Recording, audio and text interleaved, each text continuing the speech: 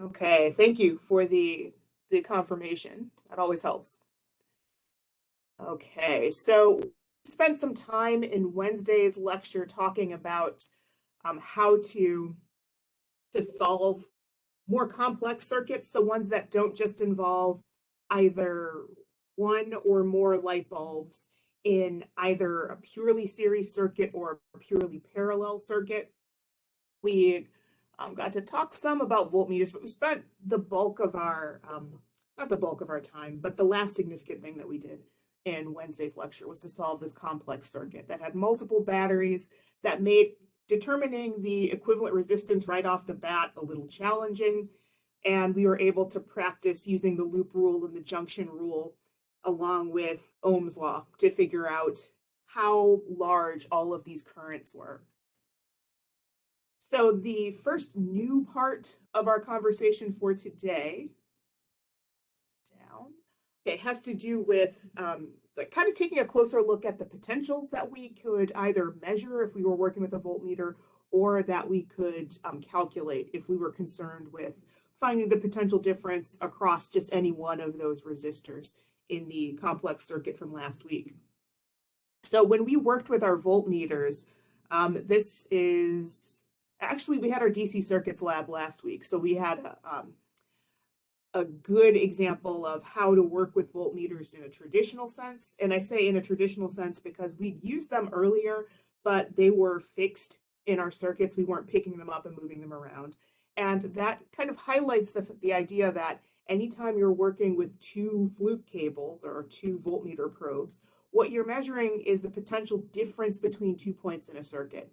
It's kind of similar to the concept of displacement as it relates to the distance, or I suppose position is probably the better relationship there. The position of any one object is always going to be measured relative to some 0 point, but if we want to figure out how an object's position has changed over time, we need a final and an initial position. And we also need a final and initial potential in order to get a delta V. And the first time that we worked with our voltmeters was in the equipotential surfaces lab, where we had the negative, essentially the position of our negative Fluke cable was fixed in place, and we moved the positive around. When we used them again, the next time was in the current and conductivity lab. We had a tube that was the only thing in its circuit aside from the power supply and the ammeter. So there was no real point to moving our voltmeter around. But finally, with DC circuits, we got to see really the importance of delta V as opposed to just a potential at a certain position, if that makes sense. So when we were talking about insulators and conductors going way back to chapter 22 or so, we determined that the fundamental difference between those different types of materials had something to do with how well they could facilitate the flow of charge. So in other words, if a material had a large amount of valence electrons that were able to move throughout a material's interior freely, that was a conductor. Items that don't have a plethora of valence electrons, but instead have electrons that are more tightly bound to the positive ions that make, or the positive core is really the nuclei, then those are materials that insulate. So we can treat our planet as if it is a conductor. And what that gives us the opportunity to do is something sort of similar to what we encountered in our equipotential surfaces lab. If we know that a specific location in our circuit is going to be 0 volts, then we could take our positive probe, move it anywhere we wanted, and figure out what the potential was at that specific point. So again, that's kind of like the position that an object has at some time t final, let's say, being equal to the displacement that that object overwent over some interval delta t, so long as the object started off at a position of 0 at t is equal to 0. We're kind of thinking about potential in a similar way. So the concept of grounding something just assumes that you can draw some connection between the charge carriers that are in your circuit and the planet itself, where the planet's surface area is large enough that if it were to let's say, draw some excess electrons from some other source or contribute some excess electrons to some other source, its total charge is not going to change a whole lot. And when I say total charge, I mean the net charge here. And this is exactly the same as what you did in our electrostatics lab when you either, well, specifically when you charged up either the electroscopes or the pith balls and then discharged them by touching them. You were using your body as a smaller scale version of the same way that we use the planet Earth to ground a circuit. So since we want to have some sort of connection between our circuit and planet Earth, that connection is not going to be part of its own loop. So we can kind of infer from going all the way back to our charge escalator model that we use to understand how batteries produce current. If there is no loop or if there's not a complete circuit, in other words, the battery is not on. So it's as if the escalator is not on. But as soon as there's at least one complete loop, the imaginary escalator is on and it starts pushing charge. So if this one wire that was connecting the circuit to the planet were it into the circuit, then the battery would produce no current. So there would be nothing that would cause a charge carrier to go through some potential difference and start losing energy as it moves its way through a circuit. So there has to be at least one complete loop in order for this ground wire to have the effect that we want, or for it to work, essentially. And we've got, I think I backed up by accident there. So here is how we interact with ground wires all the time in everyday life. These 3-prong plugs, the third one is a ground wire. Whereas we can think of the other two prongs or the other two portions of the plug as being sort of similar to the wires that we would need to connect to the positive and negative terminals of a battery if we wanted to light small light bulbs like we did last week, as opposed to plugging in a lamp like you've probably done this morning. So sorry, there's a plastic bag making a weird sound that made me want to check it out before I moved on. But anyway, I was talking about what a ground wire looks like, or how it has to function in with respect to the rest of a complete functional circuit. And this would be a simple example of a grounded circuit. There is a new circuit element or a new symbol that we encounter here.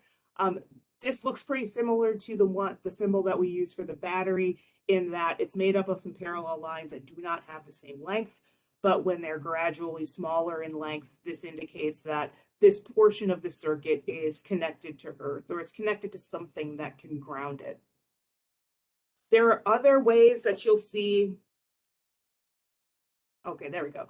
There are other symbols for a ground wire. We're going to see one in our practice problem coming up in a moment. But you want to kind of look for this triangular shape. That's your clue that you're talking about it, or that you are looking at a grounded circuit as opposed to one that is not connected to the planet in some way. So here we have our 10-volt battery. And again, there's nothing here to indicate that we can't think of this as an ideal battery. So we should expect to find exactly 10 volts of, well, let me say it this way. If we were to calculate the equivalent resistance here, we would find that the amount of current produced by the battery is what you would get if you had an ideal 10-volt battery as opposed to one that had some internal resistance that had built up in it. So my point here is that we're getting the maximum possible current for this arrangement of resistance, and no less. So if we were going to take a voltmeter and measure between different locations in the circuit, if we were to measure between the negative terminal of the battery and the positive terminal, we would find all 10 volts and they would be positive. If we measured between this point here on the positive side of the battery and this point right ahead of our 8 ohm resistor, we would find that the delta V would be 0. So in reality, when you measured essentially just the delta V across different ends of a wire in last week's lab, you didn't get 0 on the nose, but you got essentially 0. And the reason why it wasn't 0 on the nose is because your wire is not ideal. So there's some amount of resistance that's associated with it, but a lot less than what we would measure across the battery terminals, or what we would measure across the light bulbs that we worked with. So in an ideal circuit, we would get exactly 0 across that section of wire. If we were to measure across the 8 ohm resistor, we could take the given current value and the resistance value to predict what the delta V should be. So half an amp times 8 ohms should give us 4 volts for the delta V. And since we are counting from the positive terminal of the battery, the potential energy that a charge carrier has when it heads into this 8 ohm resistor compared to when it exits, it should be 4 volts less. Then finally, the remaining 6 volts of potential have to be lost across the only other remaining resistor. So again, I can take 1/2 an amp, multiply it by 12 ohms, and I should get 6 volts. Now, what's interesting about this is that I can imagine setting up this circuit. So to phrase this a different way, if I had a grounded circuit as opposed to an ungrounded one, which is what I was assuming that we were working our way through leading up to this, I could set something up that's pretty similar to our equipotential surfaces lab setup, where I know where 0 volt is. I've given it, or 0 volts is. I've given it a specific position. It makes sense to make that position, or to line that position up with the bottom of our imaginary escalator. So from that point on, I could just keep, let's say, the hand that's holding the negative Luke cable steady and move the positive one around, so that I'm measuring 10 volts, 6, and 0. And the only difference, or really the only difference between how we worked with our voltmeters last week and how we're imagining working with them there, is that last week we were allowed to move both hands. But grounding a circuit is like evaluating an object that starts off at 0 meters at t is equal to 0 seconds, and then after, let's say, 5 seconds, it ends up 5 meters away. We want the delta V and V final to be equal to the same value. So that implies that V initial is going to be a 0. And when I'm referring to V there, I'm talking about potentials and not velocities.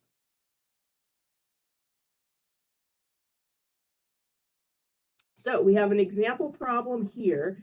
And while I'm switching over, I just want to point out that this triangular symbol, this means exactly the same thing. Oh, sorry, wrong direction. That's exactly the same as the ground symbol that our textbook imagery uses. So here we've got a 9-volt battery, a 9-volt battery and a 6-volt battery, 2 resistors. We want to figure out what the potentials are at specific locations. So let me log in here. I'm going to switch over and we can start solving.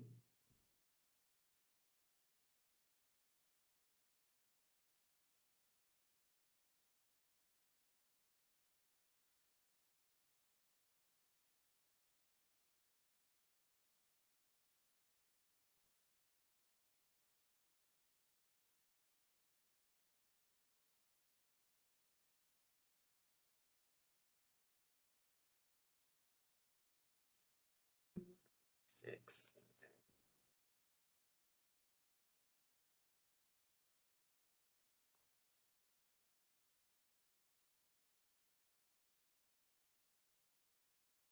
All right, I'm going to start sharing over here.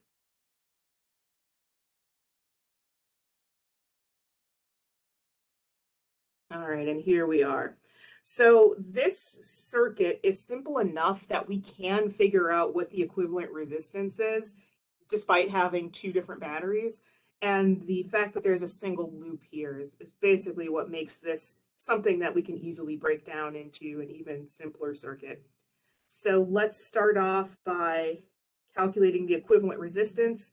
The 2 ohm and the 1 ohm resistor are in series. So I know Req is just going to be the sum of those. So 3 ohms. And if I look at the batteries, I have 2 of them that are lined up the wrong way. So imagine that I've got positive terminal to positive terminal instead of positive to negative. And going back to our potential chapter, we found that when a pair of batteries are lined up in this fashion, we can take the difference between their two EMFs because one of those potential differences is going to be treated as a positive, the other one's going to be treated as a negative. So let's say that the one on the left is my positive 9 volts. I'm adding negative 6.0 volts on the right. So this is going to leave me with positive 3. So I could redraw this circuit in the simplest possible way, where I have one 3-volt battery. Imagine we've got one 3-ohm resistor, and then that's it. So this would be 3.0 volts. This would be 3.0 ohms. So I do this so that I can figure out what the current in this circuit is. And all I'm going to do is just use Ohm's law. So I'm looking at the circuit as a whole. So like from the big picture view. So I want the EMF over the total equivalent resistance, not just the EMF or not just the delta V across any one resistor divided by that resistor value. So I get a single amp. So that tells me how much current is in this circuit to begin with. And now what I'll do, just to make this a little easier to understand or a little less cluttered, I'm going to go back to my original circuit and figure out what the potential is at different locations.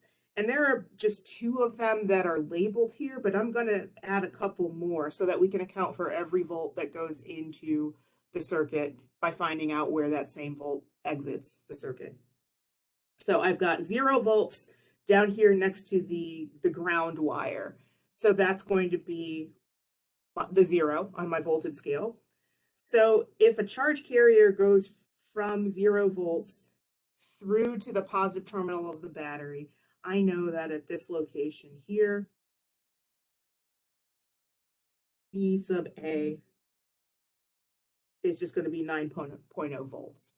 It's as if our charge has just made it off of the imaginary escalator. Now to get to this corner here in the upper right, there's going to be a potential drop or a potential difference because I know that I've got 1 amp of current heading in this direction. So I is equal to 1.0 amp. So the delta V across that 2 ohm resistor is something I can calculate with Ohm's law. So I'll do that over here. I know that delta V, I'll just say for the 2.0 ohm, is going to be the current times the resistance. So 1 amp times 2 ohms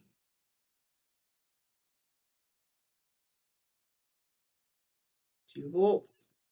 So by the time I get to the upper right-hand corner, the potential at that location would be 7 volts. Now I get to this 6-volt battery that's on the right-hand side. It's arranged the wrong way, so that's going to be a loss of 6 volts as opposed to a gain of 6 volts. So by the time I get to point B, this potential is just going to be 7 volts minus 6 volts. So that's going to give me 1. Keep these colors consistent. So 1.0 volt there. And I know that I should lose that last volt across the 1 ohm resistor. And this is seemingly redundant, but we can verify that that is indeed what we get. So there's my 1 volt. So I get back to 0 by the time we get to the ground wire. So we don't have, let's see, just thinking back to the data that we collected for our equipotential surfaces lab, we don't have any measure of the amount of current that was in our circuit. And I bring that up because if we did know that, we could figure out the resistances of all of the things that were a part of our circuit that we set up way back when. And we could do the same process with that old data to show that it is indeed correct. And what we were able to do sort of indirectly was to plot how the potential changed as a function of position just by moving your positive DMM probe throughout the space. But we could go backward and figure out how much current was moving through the simple circuits that we set up. So I believe that's not the last practice problem for this chapter, but the last for a while. So I'm going to quit sharing on this side.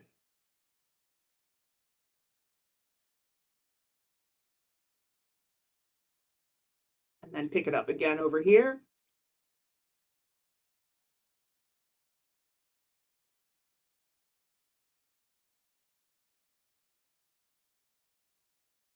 Okay, when we talked about resistors, when we introduced the concept of resistance in the previous chapter, that we would eventually be able to analyze circuits that involved a capacitor and a resistor together.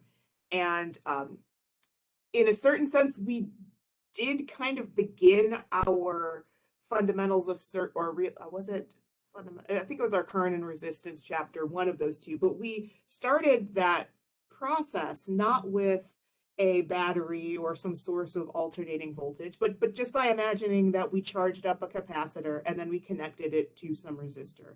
What we didn't really pay attention to was how or what we would need to do in order to charge this capacitor in the first place. We imagined that we just started with a charged capacitor, we watched it discharge, we made some judgments about how the surface charge density on the wires themselves was connected to the surface charge density on the plates of the capacitor. And we found that the amount of current that exists in that circuit is not something that's constant, but instead something that changes over time. Now we're going to kind of take an almost a kinematic approach to try to understand what's happening to the charge carriers as they go through this circuit at a different rate. And I say at a different rate because current is the rate at which charge moves through a circuit. In this case here, currents are not going to be constant. So they're going to be changing over time. So let's imagine that we've got a charged capacitor, we have a resistor, and we have a switch that's initially open. We know that this would be an example of an electrostatic situation where the positives and negatives have arranged themselves over these sections of wire as best they can so that they are as far away from their nearest neighbor as possible. But once they get to that orientation, they're going to quit moving. So there will be a small, maybe on the order of nanosecond amount of time where there is some, or where these charges are moving, but it's going to go straight to zero. And it's going to remain zero until we close this switch. So we already know how to predict what the delta V across the resistor should be at any point in time. We know that if we apply the loop rule, then the one positive delta V that we've got in this example, which would be the capacitor, would have to be balanced against the negative delta V. That would be the result of all the resistances in this circuit. In this case, we only have the one. But if we start off, delta VC, so the charge on the capacitor, and I can actually add another subscript here because the charge in the capacitor is going to change from one moment to the next. So delta V0 is going to be a positive. Delta VR is going to be 0 because this is not an intact circuit just yet. When we close the switch, now current will start forming or will start flowing on the interior of the wires because the charge distribution on the outside of the wires is going to change from one moment to the next. So at any point in time, the potential difference across the plates of the capacitor will be its charge divided by C, the capacitance. The capacitance is a constant, but the charge isn't. So delta V cap is going to trend towards 0 over time.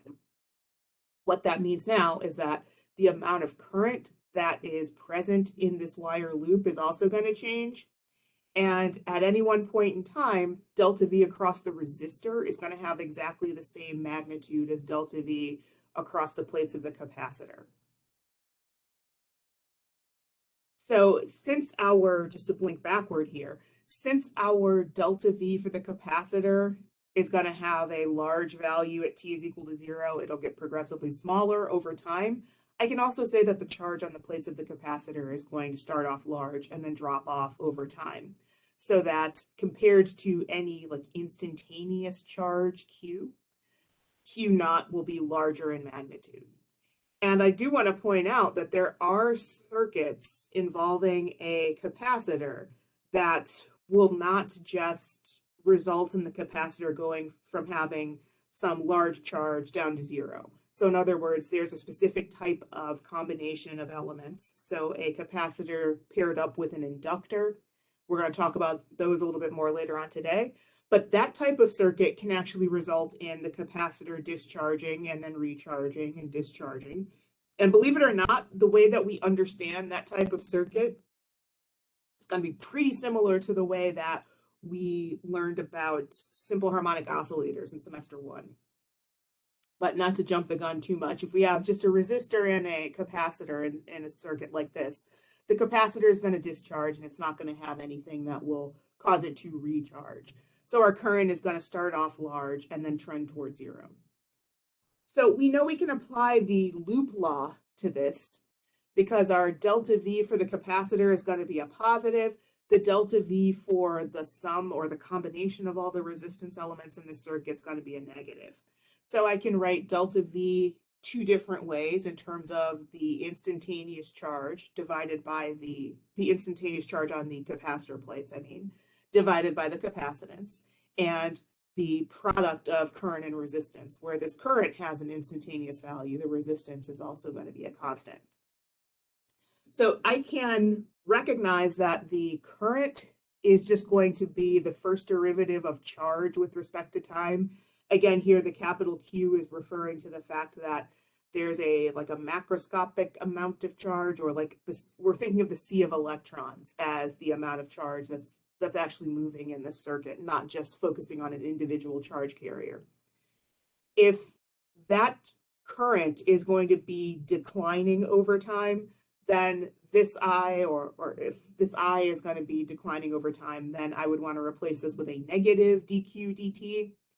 And I can pull this resistance out, and I can also pull out the capacitance values, because those don't change regardless of what Q or delta V or even I might be at any one point in time. So I've got something here that I can integrate. I have 1 over Q dq on one side. I've got negative 1 over RC dt on the other. That negative 1 over RC is a constant. I can pull that out front. I end up with a super simple integral. So the integral dt from 0 to t on one side, and now I've got the integral dq over q from the total charge, or the initial charge, q naught to q. And I want to point out here that sometimes you will see q naught written as q maximum, because that's the maximum amount of charge that is going to be on the plates of the capacitor, and it's just going to trend towards zero as time goes on. But those are just two different names for the same thing. So this expression up here at the top is a repeat from what we saw in the previous slide. We end up with just t that shows up on the right-hand side. But if I have 1 over q dq, this is going to lead to a natural log. And the natural log of q minus the natural log of q naught is going to be the same as the natural log of the ratio q over q naught. And this expression here has a solution that has the form of what we see down here at the bottom. So in other words, if I want to figure out what the charge is at any point in time for this capacitor, so long as I know the total amount of charge on the capacitor when we start, that's something that I could figure out just by paying attention to, let's say, the battery that I might use to charge that capacitor. And the capacitance value, that's going to determine what Q naught is. But as long as I know that value and the product of these two constants, resistance and capacitance, I can figure out the charge on that capacitor at any one point in time. And that's something that clearly I can balance against the current that exists in that circuit at any one point in time. But I want to point out here that we run into another tau. So this is the time constant. We're going to see this. This tau is going to have different meanings for different types of circuits. We've already encountered one tau earlier in this unit. That was the mean time between collisions for an electron that was moving through a conductor that had some internal electric field. In this case here, this tau is just going to be something that I can measure in seconds. And it's not obvious at all at first glance that if you take capacitance units and multiply them by resistance units, you end up with everything canceling out except for 1 unit of time or 1 second. But that is how the ohm and the farad break down when you multiply them together. So I'm going to have this Q naught times e to the minus t over tau, where tau has units of time, the t has units of time, obviously, and the charge here is just going to be, I'll say the charge as a function of time t is going to be measured in whichever unit Q naught is. So if I'm working with microcoulombs, I'm going to stay with microcoulombs and so on. Let's see. Oh, I just want to point out here, this is not the fundamental charge anymore. This is the constant E because we're looking at a function that's exponential. So at t is equal to 0, the capacitor has the largest amount of charge it's going to have. As time goes on, the capacitor slowly discharges. So the potential difference between the plates of the capacitor changes, but the capacitance value just is what it is. It's a constant. And if we were to count out these time constants, so these products of R times C, so this first tau would, or tau being equal to 1 would just be RC, this would be 2RC, this would be 3RC, and so on. We can track the rate at which this charge depletes.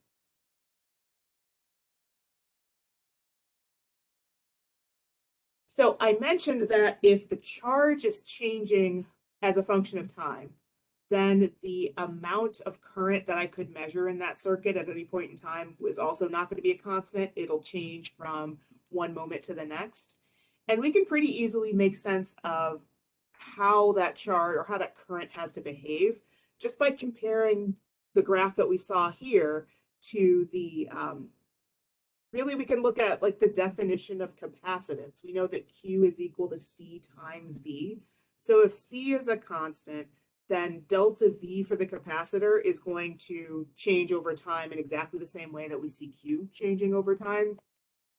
And since the resistance in our circuit is also a constant, the current in that circuit also has to change as an exponential or like a decaying exponential, like we saw with our charge and our delta V, even though we don't have an image of the graph of delta V over time, but it's going to have exactly the same shape. So going back to our definition of current, we know that this current is going to be the first derivative of Q with respect to time. We also know it's going to be depleting, so that's where our negative comes back in again. We know that we can write this dq dt, so the current, in other words, as this ratio.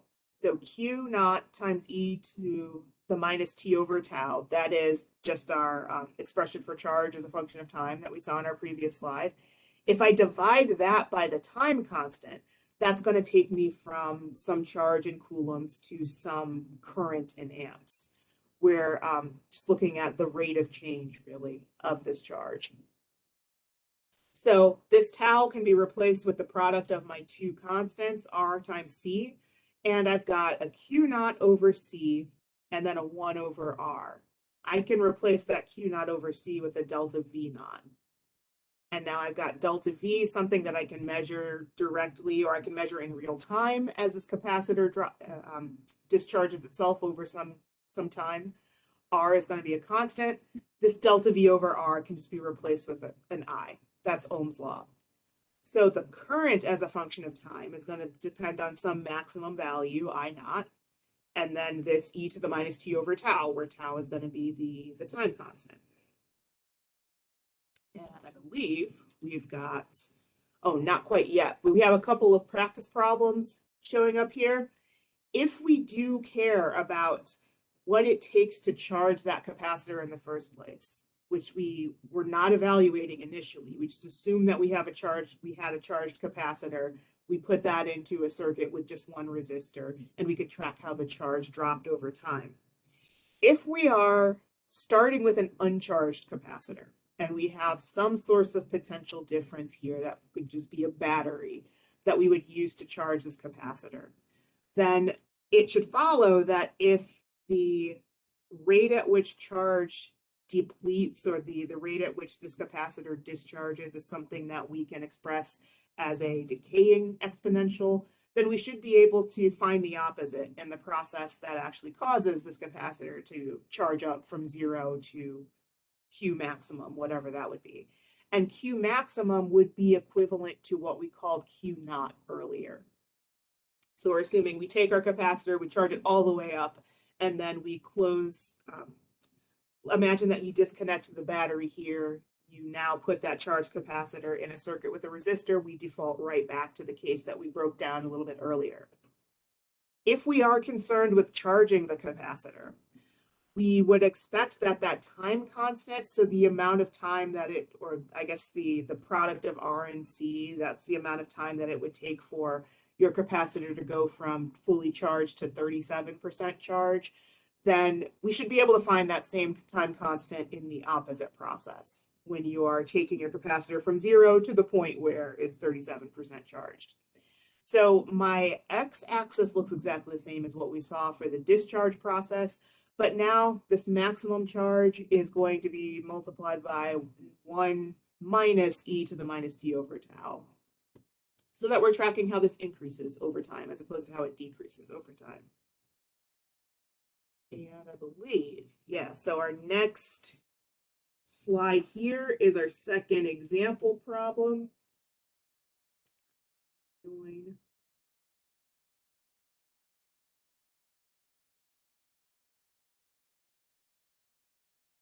So I'm reusing the same image, or I'm reusing an image that I made earlier. There's not a switch in this picture here, but we are first going to treat this as an uncharged capacitor that's connected to a 12-volt battery.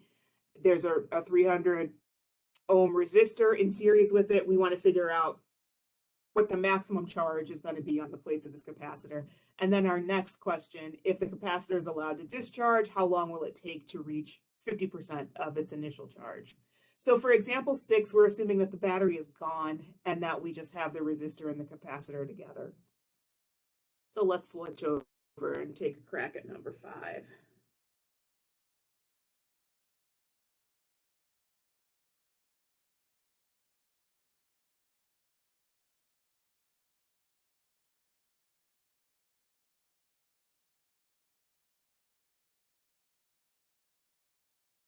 Okay, so this question is kind of deceptively simple.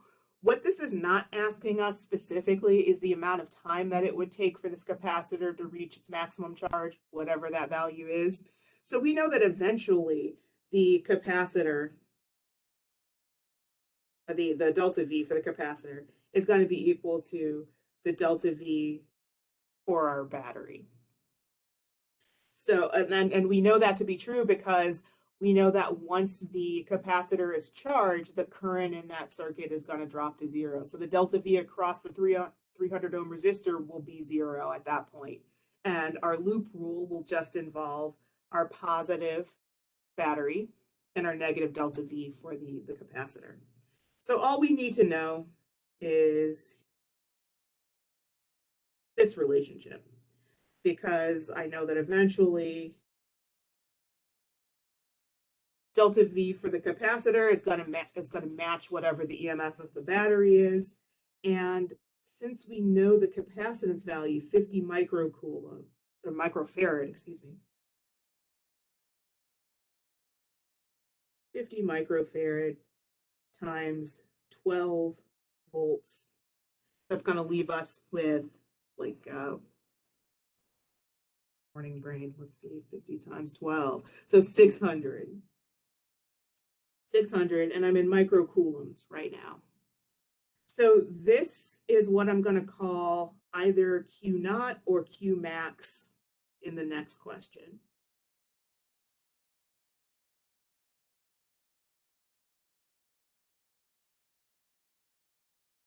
Just so this makes sense when we look back at it, assume the capacitor begins uncharged.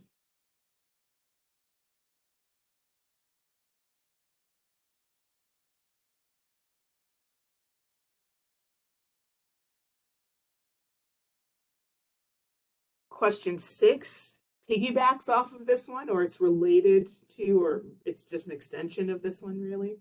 So we've just determined that Q max was 600 microfarad. So now if we pretend that we're starting fresh, where we have our charged capacitor and our resistor, so in other words, I've removed the battery.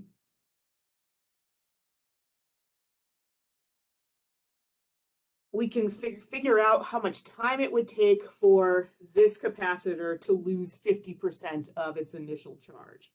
And here's what we would want to look at. We would want this formula here. So the charge as a function of time is going to be Q naught, the initial charge, times e to the minus t over tau, where in this case here, tau is going to be r times c. Just here, assume the battery is removed.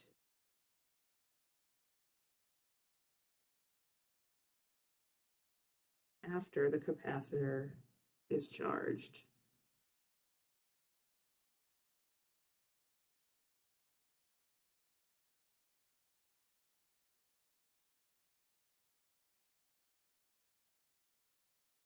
Okay, so we have enough information to figure out what tau is right off the bat. So I'll start there. We can look at how these units break down. So we have 300 ohms times 50 microfarads. So 50 times 10 to the minus 6 farad. So 300 times 50 times 10 to the minus 6. This gives us a tau of 0.015. And let's see, we know that 1 farad is equal to a coulomb per volt. And I know that 1 ohm is a volt per amp. So if I take an ohm times a farad, I've got C over V times V over amp. So the volts cancel. And remember, an amp is a coulomb per second. So this is how we get back to just 1 second. That's the only thing that survives when we multiply an ohm by a farad. So here's our time constant.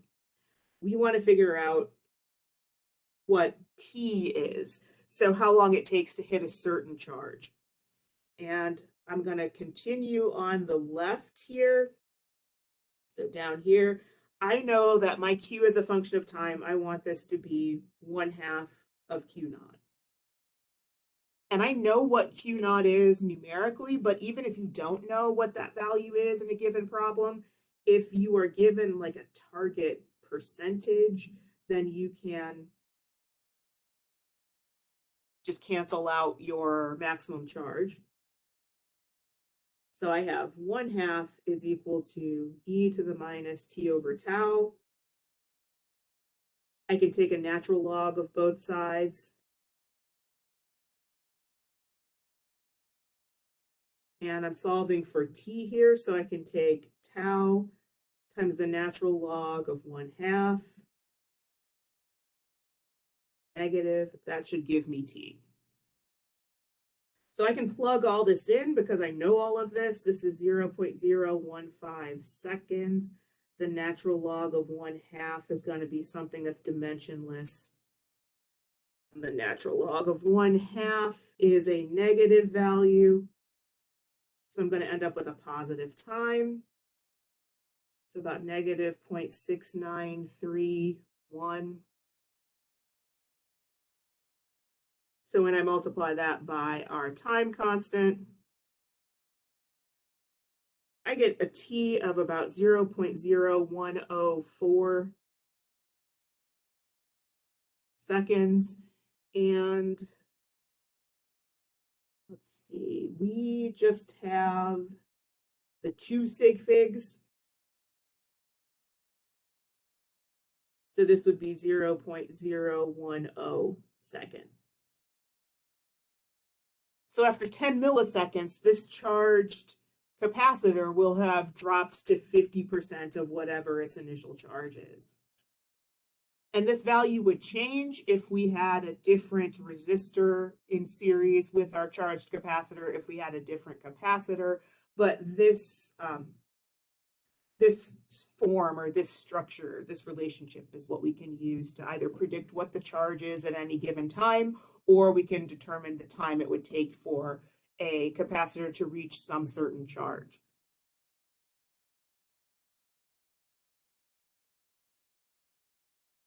Let's peek ahead. I think that is, yeah, that's the end of our Fundamentals of Circuits chapter. So this is good. We've got a little more than an hour to talk about the magnetic field, which is going to be one of the things that we have to evaluate in next week's lab. So we're going to be doing the charge to mass ratio for the electron. I have, let me peek at this here. I don't think that there's a lot to update as far as this lab is concerned. So you can expect this between like maybe 12 and 1 after my other lecture this morning ends. But since we are doing it on campus, it's pretty much going to be the traditional setup. We're going to work with a device that we'll use exactly once because it is set up specifically for this type of measurement so that we can determine the charge to mass ratio for the electron. This is something that's recurred in our, I guess going all the way back to our analysis of a particle inside of a charged capacitor, when we could basically treat it as a projectile because it was the particle in the capacitor would only be subject to one force coming from the electric field. So we can, or I should say, that's the first time that we ran into an E over M that showed up in an equation. And what we're going to do is use what we can infer about a magnetic field that's produced by a coil of current carrying wire, along with what we know about, believe it or not, uniform circular motion from semester 1. And we can use that to figure out experimentally what the charge to mass ratio is for the electron. So let me set that aside for a moment. So that, like I mentioned, that lab I'll have ready for you after I get out of my second lecture. But I'm going to switch over to our magnetic field notes. So this is blank on the new chapter numbering. So chapter 29 in the 4th edition.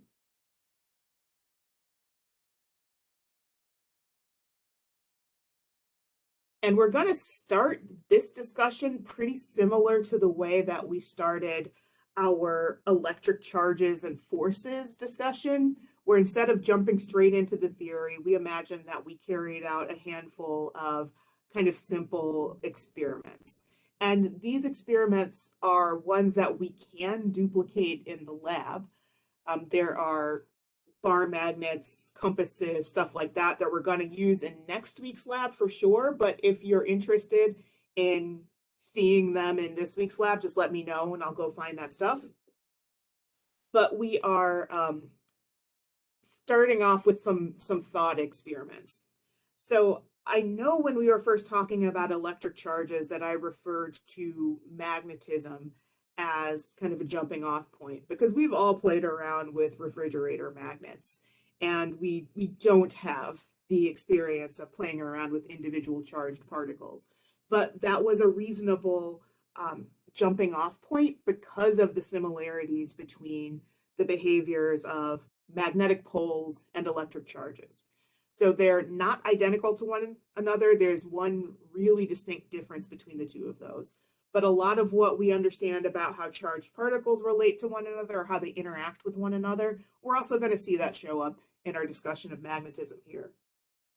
So let's start off by imagining that we want to evaluate the planet's magnetic field. We want to build a simple device that will let us determine where, let's say, magnetic north is.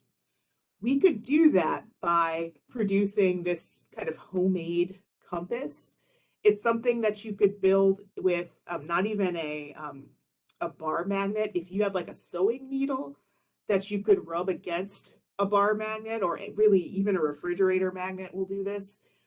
What you're trying to do is something that's very similar to charging a chargeable rod through friction, where you rubbed one material against the other.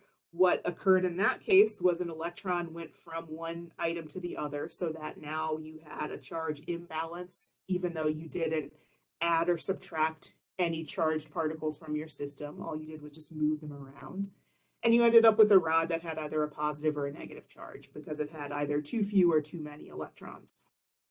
If you did the same with the sewing needle, or if you just had access to a small bar magnet, if you could set it up in a dish of liquid on a cork or something that would allow it to float and rotate at the same time, you would find that this bar magnet would line itself up with some external magnetic field, similar to the way that we can imagine an electric dipole lining itself up with some external electric field.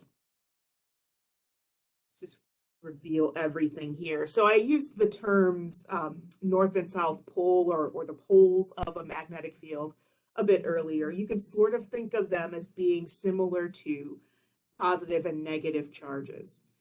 The big difference between how magnetic fields behave and how electric fields behave is that we have no problem isolating a single positive charge or a single negative charge. That's not something that you can do with magnetic poles. They always exist in pairs. Even if I could take that bar magnet and snap it in half, I would end up with two weaker but complete bar magnets. And I could snap as much as I wanted. I would never get only a north pole by itself or only a south pole by itself.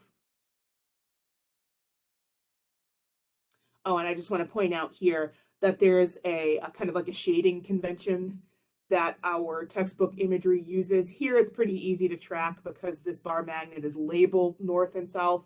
Anytime you see a shaded pole of some object, that's meant to be the north pole. So if we have two bar magnets, or let's say two refrigerator magnets, and we brought them near one another, we would expect two different outcomes that could be possible. One, there could be an outcome where these bar magnets or these refrigerator magnets repel one another, and then the other case would be that they attract one another.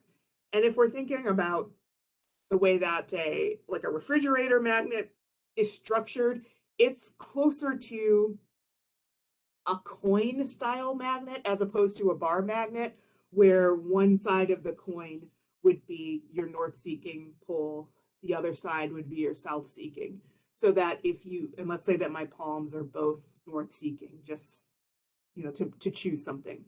If I were to bring my palms close to one another, they would repel. So I would have to do work against that magnetic force in order to bring them closer and closer together.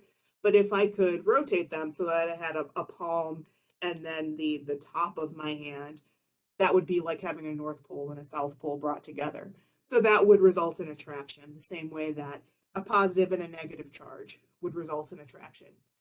But kind of on that same coin, or following that same string of logic, north repulsion looks exactly the same as south repulsion, just like positive repulsion looked exactly the same as negative.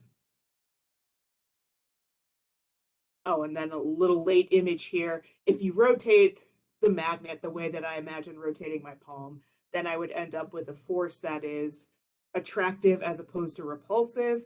In this case here, the force vectors that we see are in response to the fact that these magnets are further apart on the bottom than they are at the top.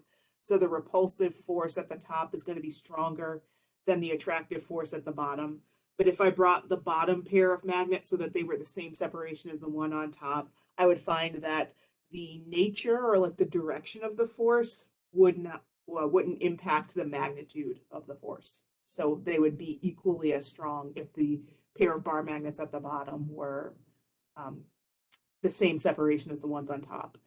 And when I say it would be equally as strong, I mean the forces that these items are exerting on one another. Okay. Oh, and one other note here, something to kind of relate to the concept of polarization that we talked about for the first time in the first half, I believe, of electric charges and forces. If we had a charged rod that we could bring near some slab of material that was a conductor, we found that the net force would always be directed up because the charged rod would always be closer to one side of the slab and further away from the other. That's also true here. There is a repulsive force that I can find between the south pole of the magnet on the bottom left and the south pole of the one on the bottom right. But since those poles are further apart, they are that force is overwhelmed, or it's kind of overridden by the attractive force between the two poles that are much closer to one another.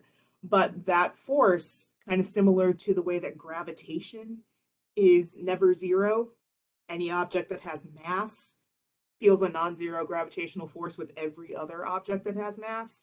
I can say something similar about these poles here, but there will be, let's say, distances that are so large that the force between these magnets can be effectively zero, but it's never actually zero. So we can think of a bar magnet as playing a role that's similar to the source charges that we talked about in the previous unit. So we'll imagine that this bar magnet is producing some field. That field has influence over this compass needle. So if our bar magnet is oriented this way, where there's a north-seeking pole that is close to the compass needle, and we're imagining that this compass needle is on some pivot so that it's allowed to rotate, then this compass needle is going to line itself up with the external magnetic field that the bar magnet is producing, exactly the same way that our rudimentary compass would line itself up with the external magnetic field that the planet produces. So these pink sides, or the pink halves of these two items, are never going to line up. It's always going to be pink and white, or mismatched colors if you see imagery from a different source. So just as the like the sewing needle example that I described a little bit earlier, the process of charging that sewing needle causes it to behave like it's a tiny little bar magnet.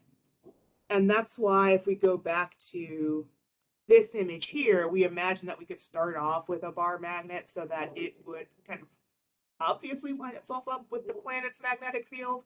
But this is something that you can achieve with items that are not permanently magnetic.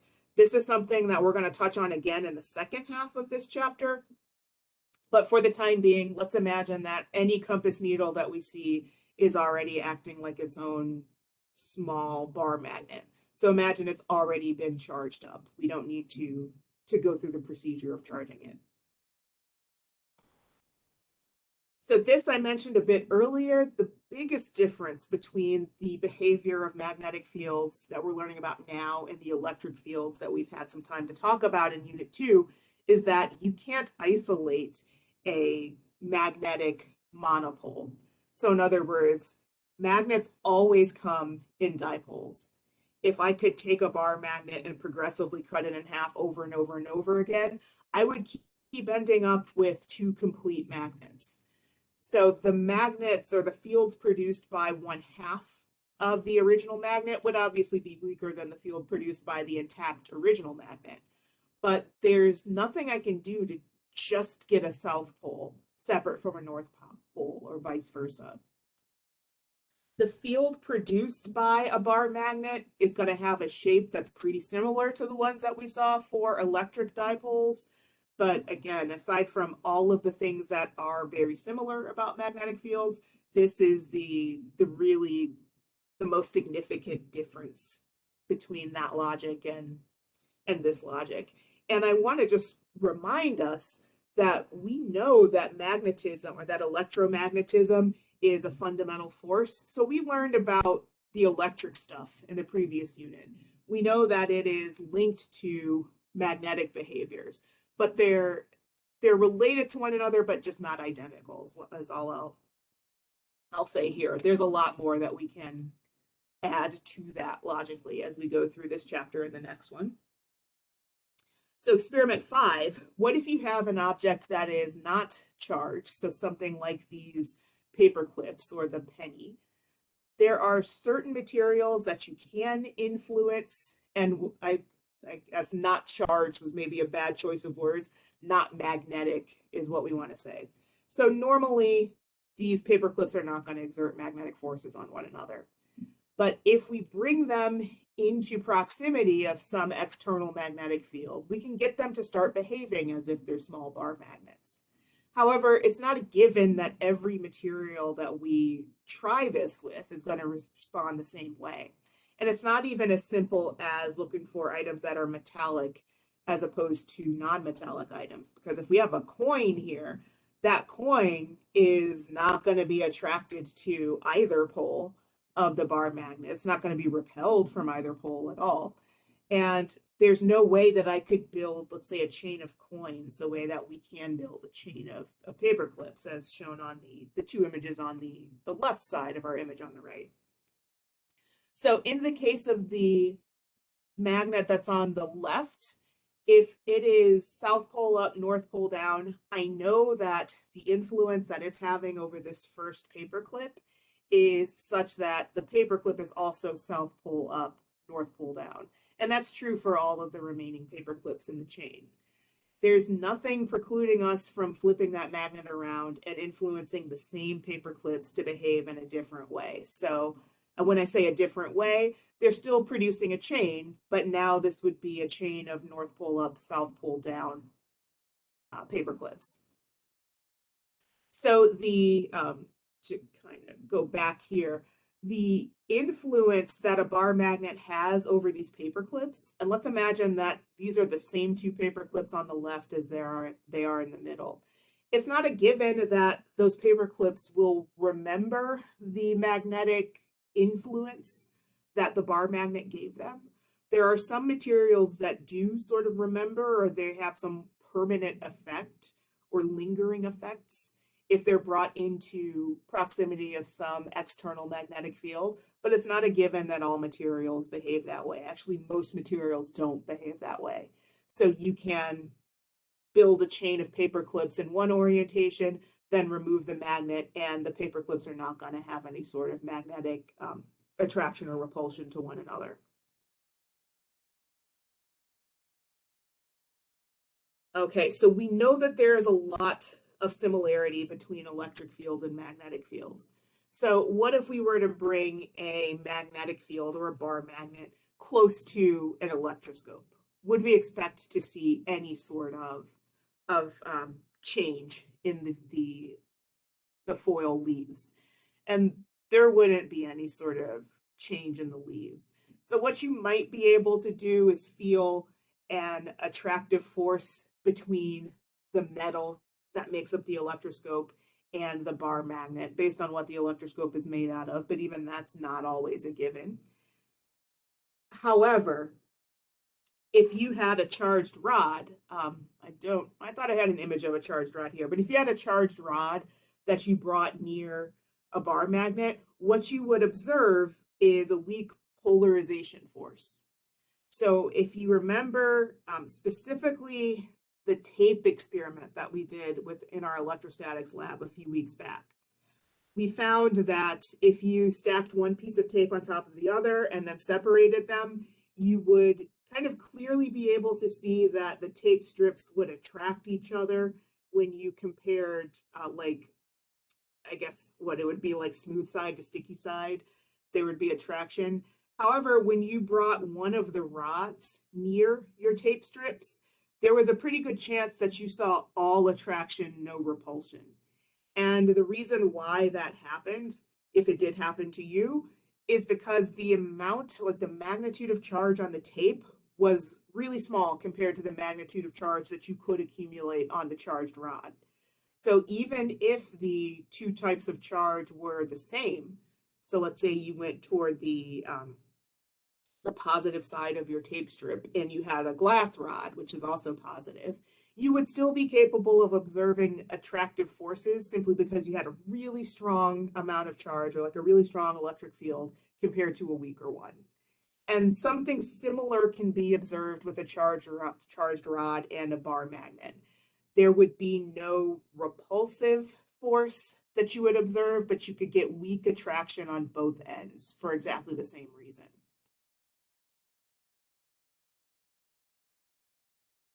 Okay, so let's take a step back and summarize the results of these thought experiments that we've run through. So first off, we can confirm that magnetism is a long-range force like gravitation and like the electric forces that we talked about in the last unit. It is possible for two objects that are in physical contact to exert magnetic forces on one another, but it's not required at all. Magnetism is similar to electricity, but it's not the same thing. And probably the clearest or like the most basic observation that we can use to support the second statement is the absence of charge carriers going from one place to the next.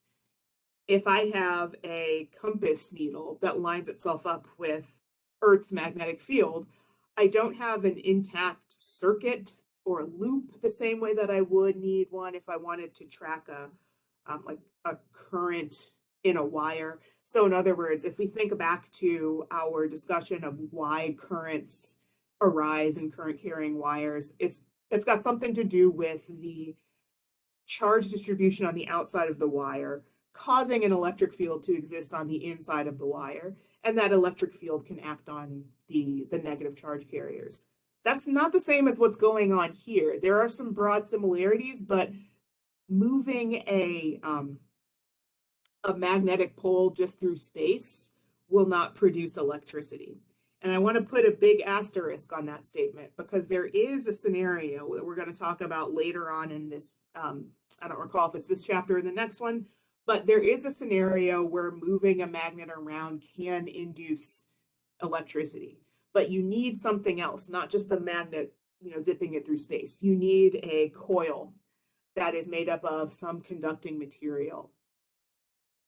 But on its own, we can't really think of magnetic poles as being equivalent to charges. There are a lot of similarities, but they're not interchangeable.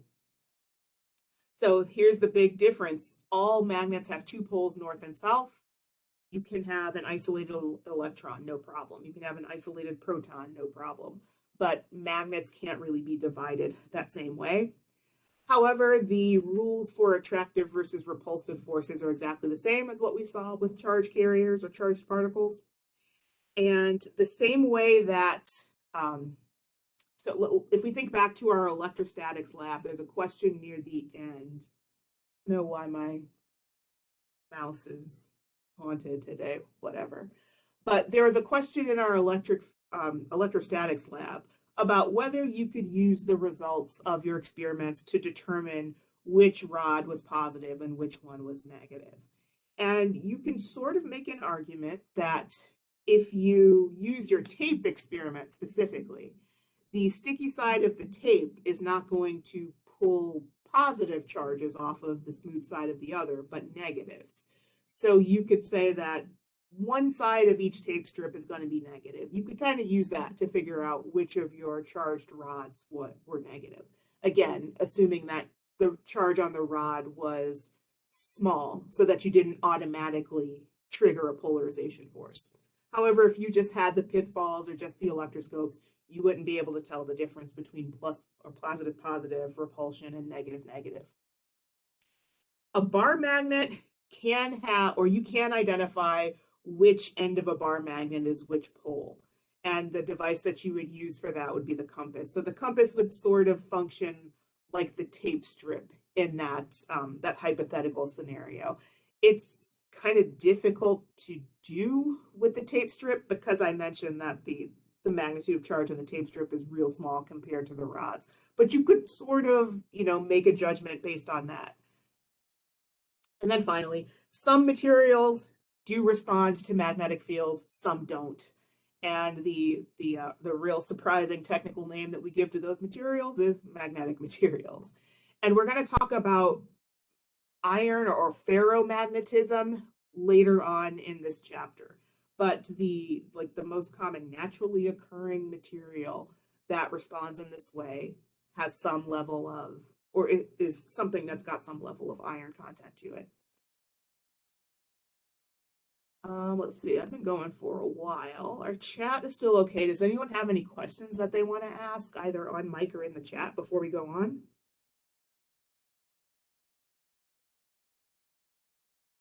All right, jump in at any time.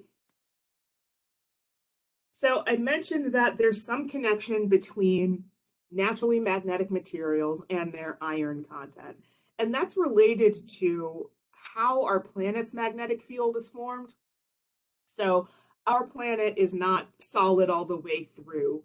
The densest materials that are in the interior of our planet are at the innermost part of the core. This is a consequence of how our planet formed in the first place and how just planets in general form around stars. The short story is that a star that has planets that orbit it just about always formed along with the planets. There are some cases where planets have ended up orbiting stars that they don't have that they have no association with. There has to be some sort of kind of external event that causes that to happen. But in the absence of that, the planets that orbit a star formed along with that star. So in the process that causes a star to form, like again, the short story is that a gas cloud collapses, its angular momentum is conserved so that it starts to rotate.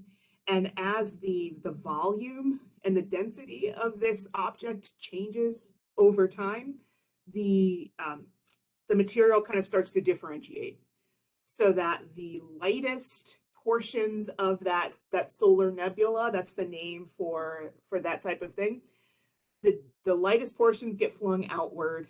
The heavier, like the densest stuff, stays on the inside.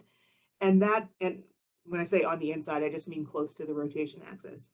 And that is how we ended up with the structure, or how our solar system ended up with the structure that it has, where the rocky planets are close to the sun, the larger, more gaseous ones are further away. I should note that there are exoplanets found around other stars that are in solar systems that have different, what do I want to say, like distributions. There are a lot of stars that have planets that are relatively close to them that are more like Jupiter than our own planet. So there's more to be discovered about like the specifics about that process. But in general, the process of differentiation is something that we can find evidence of in the planets in our own solar system, and then all sorts of other items that exist inside of our solar system and in others. So in other words, we can, if we were to, let's say, select any specific asteroid, and let's say we could travel to that asteroid and we could drill into it, we would find that the lighter portions of that object, or the outer portions of that object are lighter, the innermost portions are denser. That's just kind of a truism for all the pretty much all of the materials that we can identify in our solar system. So I'm getting off topic here, but the point is that our planet's core has high density material, so it's got a lot of iron in its core. It's also not solid, simply because of like the temperatures and the pressures that it experiences at that depth. And as a result, the motion of the planet around its rotation axis induces a magnetic field. And there are some planets in our solar system that have water in their interior let me say it this way. All of the planets in our solar system have a rocky core somewhere on the interior. The surrounding structures are different for a planet like our own Earth compared to one of the gas giants. But there are some moons in our solar system that have magnetic fields, even though they are not large enough in mass to have portions of their inner core that's still molten. And we think that the reason why those magnetic fields exist has to do with salt water being present in their interiors. And that salt water is behaving in a way that's sort of similar to the liquid parts of Earth's iron core. So our planet behaves as if there's a giant magnet embedded in its interior. In reality, it's the result of this rotational motion and the molten parts of the iron core that causes this magnetic field to exist. So if we were to take a compass needle and let it line itself up with the north, or with the planet-wide magnetic field, we sort of have to make a decision about whether we think the north-seeking pole on our compass needle is lining itself up with the external magnetic field, or if we're thinking about the orientation of the external magnetic field being,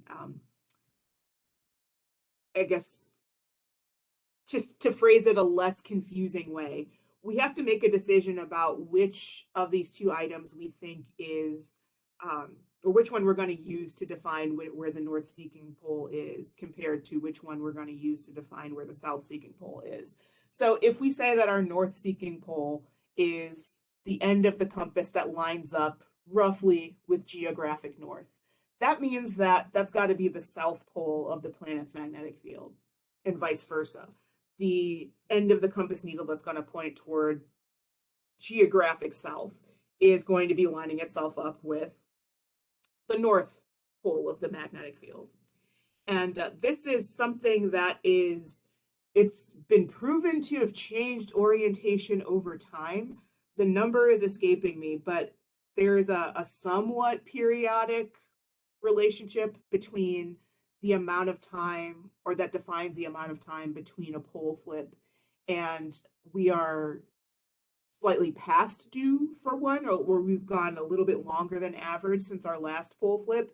And there's a lot of evidence that we are getting close to one happening. So this might not, probably won't be within any of our lifetimes, but from a geologic scale, we're getting close to another pole flip happening. And kind of cool, believe it or not, this is something that you can confirm by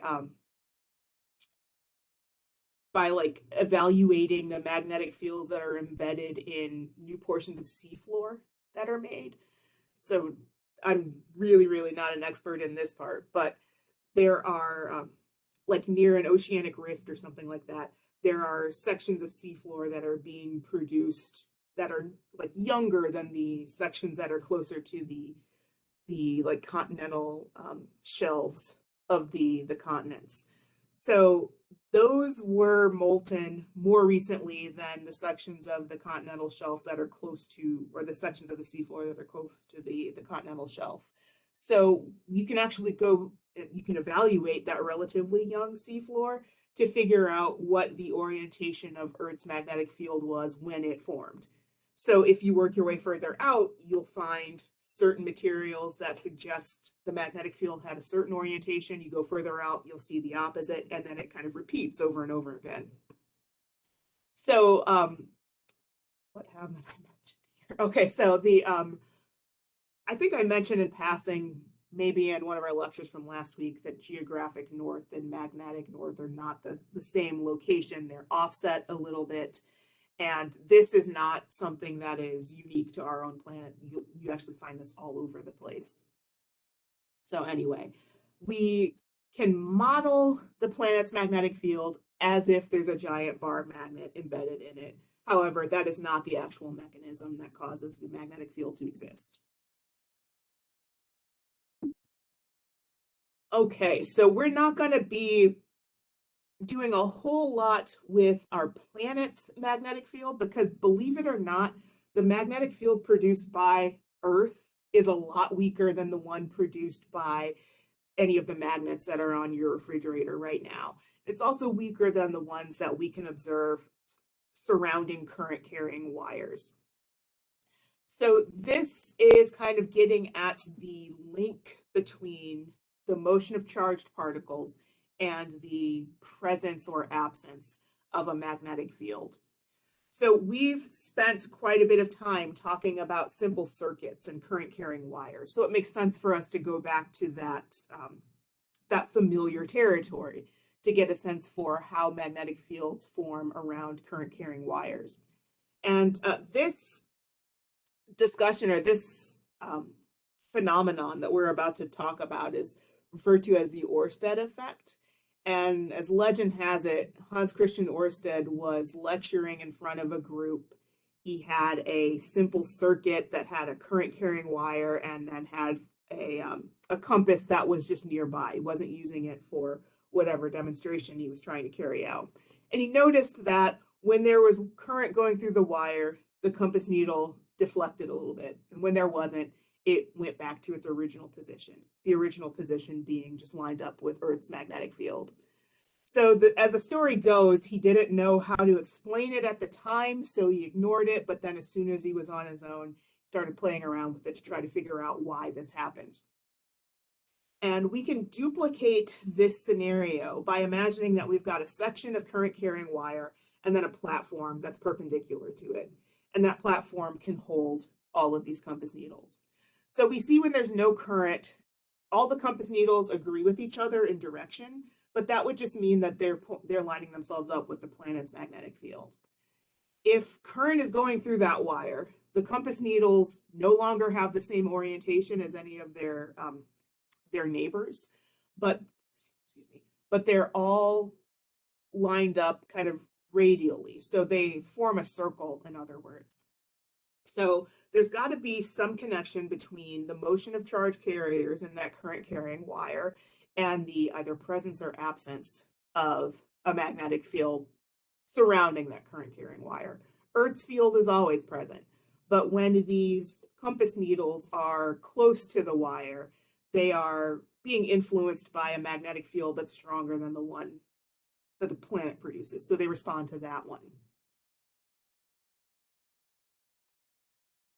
So this slide here shows kind of a demonstration of exactly the same thing, only instead of having compass needles that can actually indicate which direction is north and which one is south for the resulting magnetic field, imagine that you've got iron filings that are small enough that they can actually experience a torque and they can kind of rotate into some position and indicate the relative strength and weakness of the magnetic field and its shape, as long as there's a current carrying wire that is perpendicular. So imagine this is set up exactly the same way, but we're kind of getting an oblique view as opposed to an edge-on view.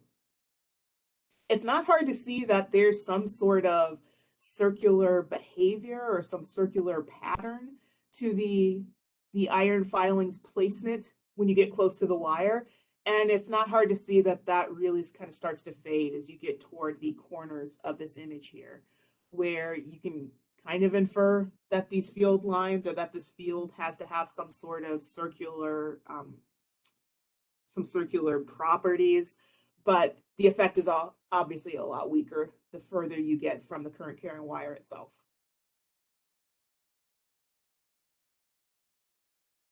So we want to come up with some way to tell the difference between a magnetic field that is oriented either directly into the plane of our paper or directly out, or into our screen, or directly out of it. And this is notation that we encountered for the first time when we were talking about torque in semester 1 and angular momentum specifically.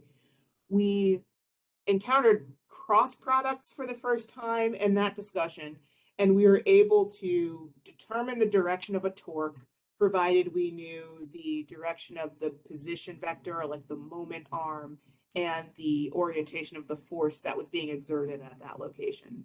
And if we used the 3-finger cross product version of the right-hand rule, we could determine like the direction of the angular momentum acting on some particle that had some instantaneous position vector oriented like this, some velocity oriented like this, or some instantaneous position vector oriented like this, a velocity like this, and then our middle finger would tell us the direction of the angular momentum.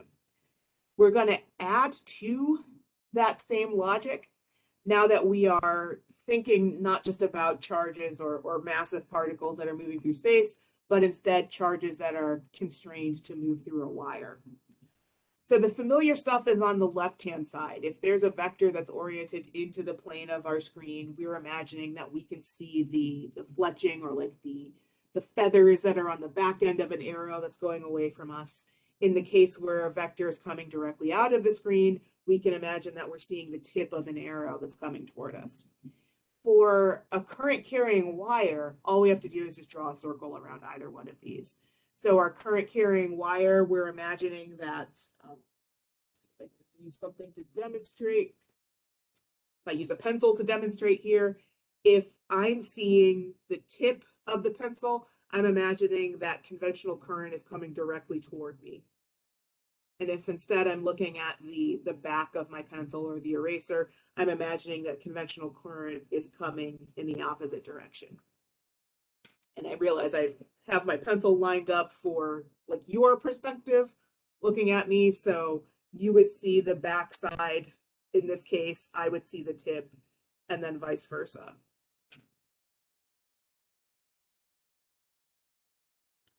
So we encountered two versions of the right-hand rule in semester 1 that we can also use to understand how a magnetic field wraps itself around a current carrying wire, or how a magnetic field is produced when a charge carrier moves through space.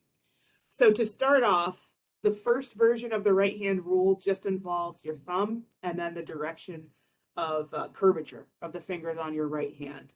And I suggest that if you've got a pencil or a pen or something like that, you practice along with me because it's a little easier to, it drives the point home a little bit better than just watching me on a webcam. So let's imagine that my pencil is the current carrying wire and the tip is going to be the direction of conventional current. So the direction I'm imagining positive charges move. If I hold this with my right hand so that my thumb is pointing in the same direction as the current, my fingers are going to wrap around it in this way. And I can imagine looking at that current carrying wire from either a bird's eye view where the current is coming directly toward me, or if I look at the heel of my hand, I'm kind of getting the worm's eye view. And in each of those cases, I can interpret or describe the curvature of my fingers as either being clockwise or counterclockwise. So to try to match it up with what's happening on this diagram here, if my hand is just like the one that's wrapping around the current carrying wire, if we looked at this from a top-down view, my fingers would be indicating a counterclockwise direction.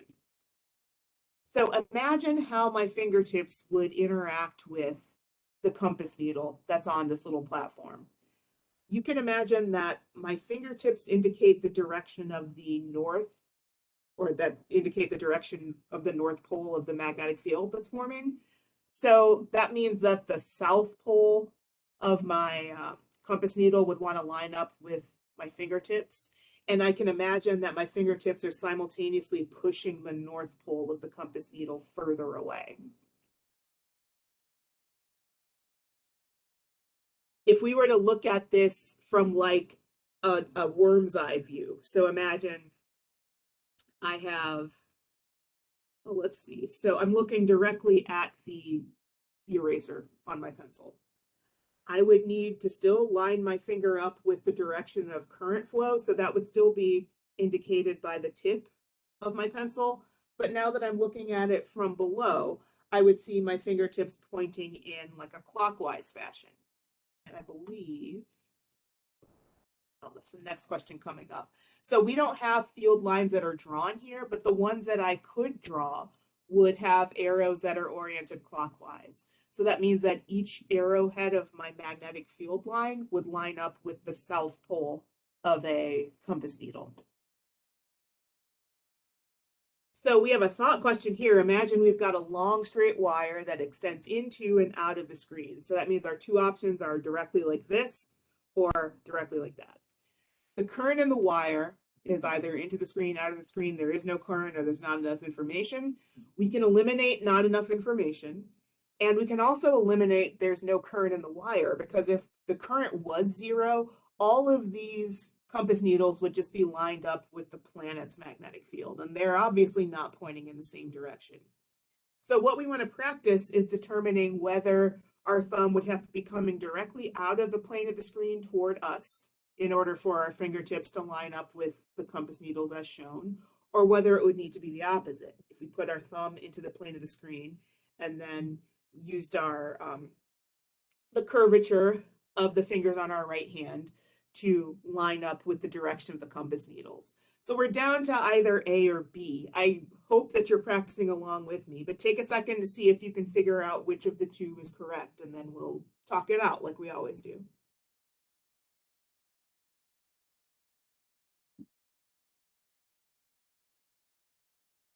Okay, so I think the easiest way to do this is to hold your right hand up and have your fingertips at about the 12 o'clock position.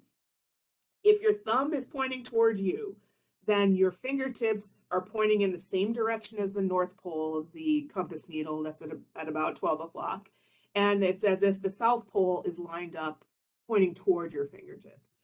So that would tell you that those field lines are oriented counterclockwise. So that means that current would have to be coming out of the plane of the screen. So in other words, your thumb is pointed toward your face. If we know the direction of the current, we can infer the direction of the magnetic field, or we can go the opposite direction, which is pretty much what we did here. Our fingers on our right hand could only really match up correctly with one orientation. It turned out that thumb pointing toward us was the correct orientation. It's a real late animation there, but hopefully we all get the same idea. So if our compass needle, let's say we're imagining the conditions that led to Hans Christian Ørsted accidentally determining that current carrying wires produce magnetic fields. If you think about how your compass needle would change based on when, let's say, you close a switch so that current's moving through the wire, then you open it up again so that there's no current moving through the wire. In order for the needle to arrange itself with that external field, it's got to be subject to some force. And since this is an object that can rotate about some pivot point, we can calculate the torque about that pivot point due to some external field. And this is our first time seeing capital B as the symbol for the magnetic field. We can imagine that our like our fingertips in our right hand are pointing just straight up toward our the top of our frame. So imagine that you're not curving your hand at all this time, just your fingertips point in the direction of the magnetic field vectors. So if you have a compass needle that starts off like this at t is equal to 0, we can imagine that at t final, let's say, this compass needle is going to be lined up with the magnetic field so that the north pole of the the north side of the compass needle points straight up as opposed to being a little displaced, which is what we see here.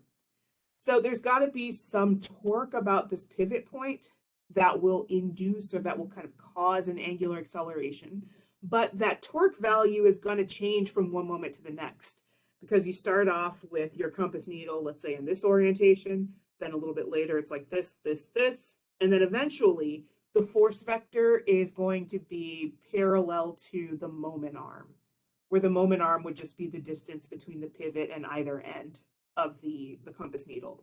So we know that when those two force vectors, or when those two vectors are parallel, there's no torque.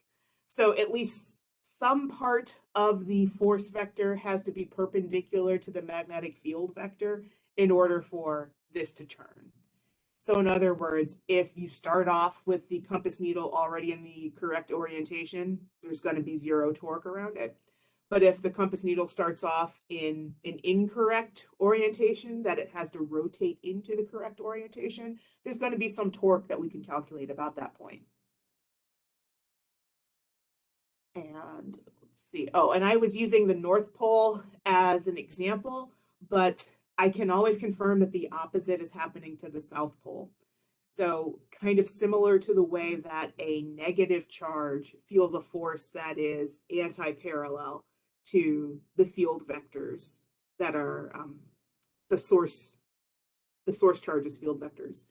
the force that the South Pole would experience would be anti-parallel to the direction of these magnetic field vectors.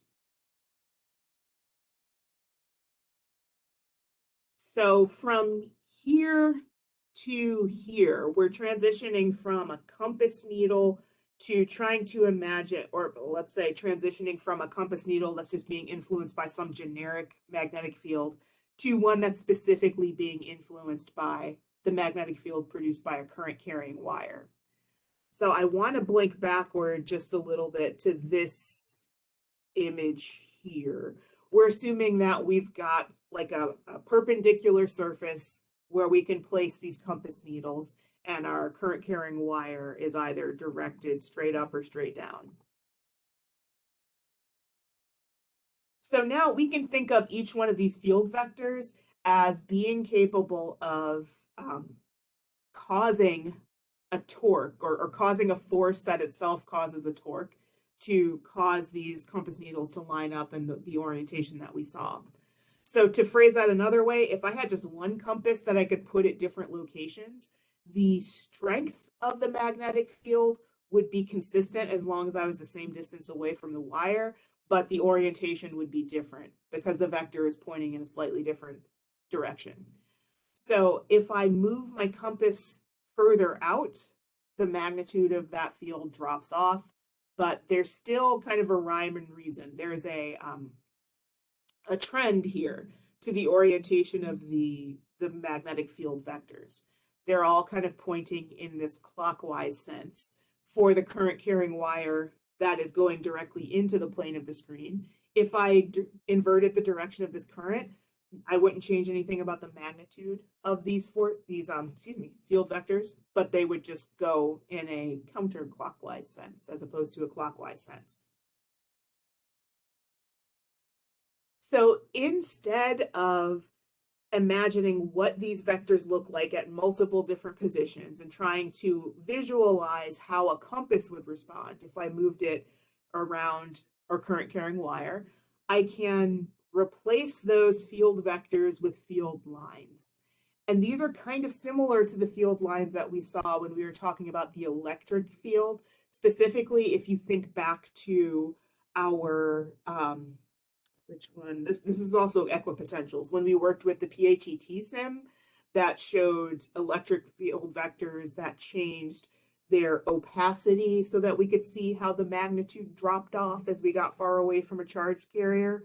If we connected those electric field vectors into lines instead of thinking about them as separate arrows, we would end up with something that's pretty similar to these magnetic field vectors. We're imagining, or excuse me, these magnetic field lines. We're imagining that we achieve them by doing exactly the same thing, just connecting these vectors together. Magnetic field lines are continuous, so they always show up in loops. Electric field lines have one direction, they don't double back on themselves. And as you can see here, there is a change in the spacing for these field lines that are close to the current carrying wire compared to the ones that are further out. It's subtle, it's kind of easy to overlook because we don't have a whole lot of field lines in this particular example, but there is like a 1/r² dependence, just as we observed with the electric field strength. Double the distance between your source and your probe charge, the electric field drops off it drops off by a factor of 4. If you bring two charges closer together, the electric field grows by a factor of 4.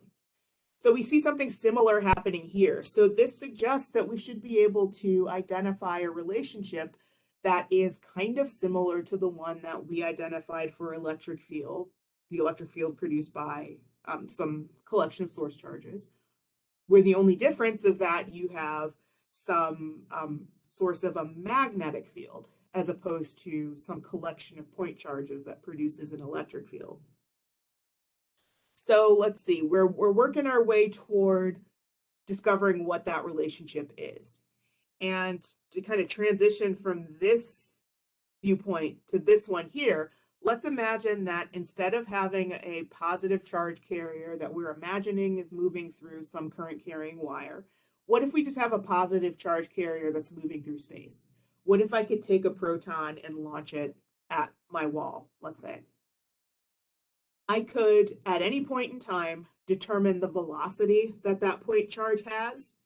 And as long as I know the magnitude of the point charge, I can combine them with the, like a position vector. So imagine that I fire a proton at my wall, and then in my other hand, I have a compass, and I want to evaluate the magnetic field at the location of the compass. I can draw a position vector that takes me from the point charge to the point where I'm trying to measure the field. And if I determine the angle between the two of them, I can figure out how much of this position vector is perpendicular to the velocity vector. Or I can think about it the other way. How much of this velocity vector is perpendicular to this position vector? And what we are kind of working our way toward is another cross product. So a cross product takes two vectors, combines them multiplicatively in a way that gives you a third vector instead of something that just gives you, that takes you from two vectors to a scalar. We have two vectors to a third vector. So the magnetic field that would have to be responsible for causing my compass needle to rotate, that would have to have a specific direction, and it would have to be perpendicular to the plane that contains my two initial vectors, v and r. So this expression here, the Biot-Savart law, this is kind of like Coulomb's law for electric force. If I wanted to determine, let's say, how strong the magnetic field was due to this point charge moving through space the way that it was, I could base it on a couple of, or like a group of constants and then some things that vary. So we already know that the strength of an electric field varies as 1 over r squared. We see the same thing here for our magnetic field strength. It's not hard to imagine that increasing or decreasing the magnitude of the charge that I fire toward my wall would have some influence over how strong or weak the magnetic field is. If I could increase the speed at which I fire that particle, that would have some influence over the magnetic field. And I've got like a sine theta, I have a 4 pi, which I can combine with the r squared that's in the denominator. This is just the surface area of a sphere of radius r. But I have a new constant here, this mu naught. And I ask you to think back to the permittivity constant that we encountered when we were, so like chapter 22, second half, I think, or maybe chapter 23 in the first half, when we were learning how to quantify the electric field produced by some source charge.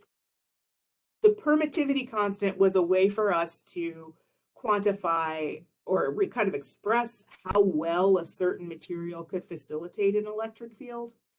The permeability constant does exactly the same thing, but for magnetic fields. And it's not immediately obvious here because this is the first time that we're seeing a capital T as a unit. That's a Tesla. That's the unit of magnetic field strength.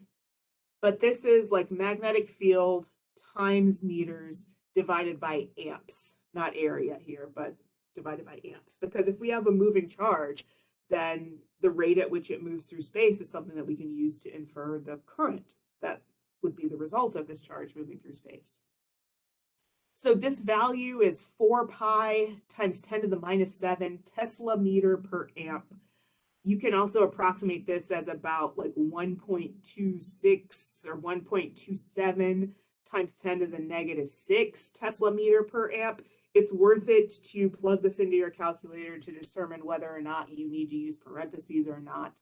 I've seen certain calculators, like certain TI graphing calculators even, respond to that 4 pi e to the negative 7 in a slightly different way. So if you just figure out how you need to enter it in order to get 1.27 times 10 to the minus 6, and then just stick with that for the remainder of the unit. And again, this is something that is a vector quantity, so we can predict the magnitude of this magnetic field. It's up to us to use the right-hand rule to figure out what the direction is.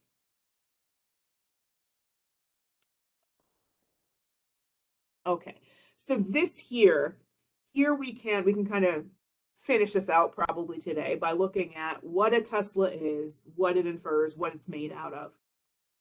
So if we were to think about, let's say, the force that one charge would feel if it was moving in a certain direction with a certain speed and it had a certain magnitude, that force would essentially be equivalent to the force that a charge Q would feel if it was under the influence of some electric field with strength E. So in other words, we encountered F is equal to Q times E in not semester 1, but unit 2. We are now going to develop another expression for magnetic force on a charge carrier, and it's going to depend on charge, it's going to depend on speed, it's going to depend on the magnetic field that charge is moving through. So if we were to, and I don't actually have it, I thought I had it on this slide here, but if I recognize that an amp is a current unit and that a meter is a length unit, if I multiply an amp and a meter to the other side, I have a force. So that tells me that the Tesla is force units divided by current units divided by distance units. I can also write this as force units divided by coulombs per second times meter. So in other words, newtons over coulombs times velocity units. That's also a Tesla. That's kind of the way that it tends to stick in my head when I remember the definition of this. But I do want to point out, in our Unit 2 module, there's a document called E&M units that has breakdowns for all of the new units that we're encountering in Units 2 and 3. And the Tesla is something that I can express as some combination of kilograms, meters, seconds, and coulombs. And then this last idea here, the table number this is an image from the older edition of the book, but the values are still relevant here. The strength of a magnet that you would find on your refrigerator is gonna be quite a bit stronger than the magnetic field that you would measure at the surface of the planet. And this magnitude is about the same everywhere on the surface of Earth, with some small adjustments for the fact that our planet's not a perfect sphere, but it's more oblate. So there will be some variance in the magnitude that you would measure at different locations on Earth, but the direction of the magnetic field vectors are going to be different if you're close to the North Pole compared to if you're close to the equator or closer to the South Pole. So that's what's varying, just the orientation of the vector. The lab magnets that we're going to be using, if not this week, then next week, are even stronger still than the ones that you have on your refrigerator. And we talked real briefly about superconductors near the end of our current and resistance part 1 discussion, I believe. Those are even larger in magnitude. So just to kind of get us set up for what we're going to be doing on Wednesday, we are ultimately going to take our Biot-Savart law that we have as a magnitude, and then it's up to us to determine what the direction should be by using the right-hand rule.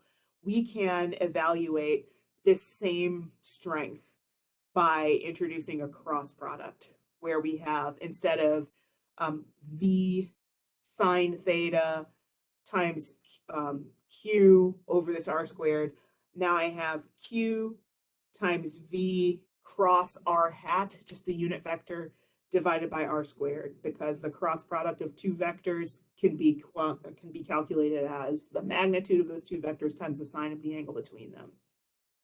But I think I'm a little bit over. Yeah, so that's just where we're going to be going on Wednesday.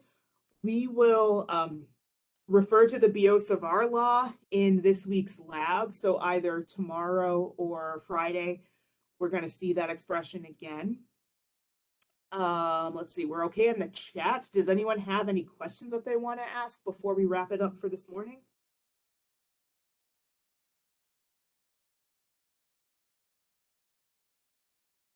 All right, well, if not, I will see most of you tomorrow. I'll see hopefully the rest of you on Wednesday. I hope you have a good rest of your day, and I'll see you next time.